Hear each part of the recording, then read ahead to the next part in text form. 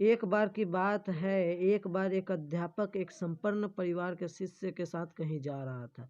तो उस शिष्य को कुछ मजाक सूझी, क्योंकि उसको रास्ता में किसी गरीब मजदूर के जूता जूता दिखाई दिए। उसने अध्यापक से कहा, गुरुजी, अगर हम इन जूतों को छुपा दे तो कितना मजा आएगा। तो उसे मजाक सूझा था, लेकिन गुरुजी ने कहा कि नहीं, गरीब इंसान के साथ इस तरह का भद्दा मजाक करना ठीक नहीं है। उसने कहा, क्यों ना हम इन जूतों में कुछ सिक्के डाल दें और देखें कि इसका इस गरीब गरीब मजदूर पर क्या प्रभाव पड़ता है। उन्होंने ऐसा किया कि जैसे ही मजदूर अपना काम करके लौटा और उसने एक पाँव अपने जूते में डाला तो उसको कुछ कठोर सा महसूस हुआ। उसने अंदर हाथ डाला तो उसके कुछ सिक्के दिखाई दिए। वह थोड़ा आश्चर्य में पड़ गया। आपस में किसी को देखा तो कोई भी नहीं दिखाई। वापस उसने दूसरा पैर अपने जूते में डाला और वापस उसको उसमें कुछ सिक्के दिखाई दिए।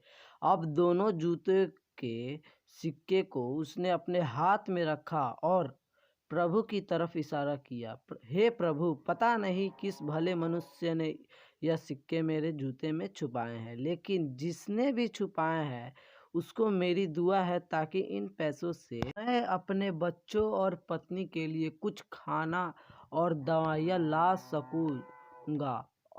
और इतना बोलकर वह चला गया। इस बात को शिष्य और अध्यापक दोनों सुन रहे थे। अब अध्यापक ने शिष्य से पूछा कि अब तुम मुझे बताओ कि तुम्हें कैसा महसूस हुआ, तुम्हारी पहले वाली मजाक या मेरी तरीका।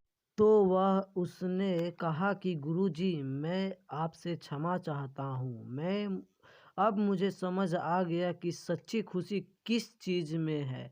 जब हम किसी की मजाक उड़ाते हैं तो हमें कुछ पल की आनंद मिलती है, लेकिन इसमें हमें बद्दुआ मिलती है। लेकिन अगर हम किसी की मुश्किल परिस्थिति में मदद करते हैं और जिनकी भी हम मदद करते हैं उसको भी नहीं पता कि हमने उसकी मदद की है, लेकिन अंदर ही अंदर हमें पता है कि हमने उस इंसान की मदद की है। यही सच्ची खुशी है। जब हम दूसरे को खुशी देते हैं तो हम सच्ची खुशी मिलती है। इसी तरह खुशियाँ बांटते रहिए, लोगों की मदद करते रहिए और दान करते रहिए।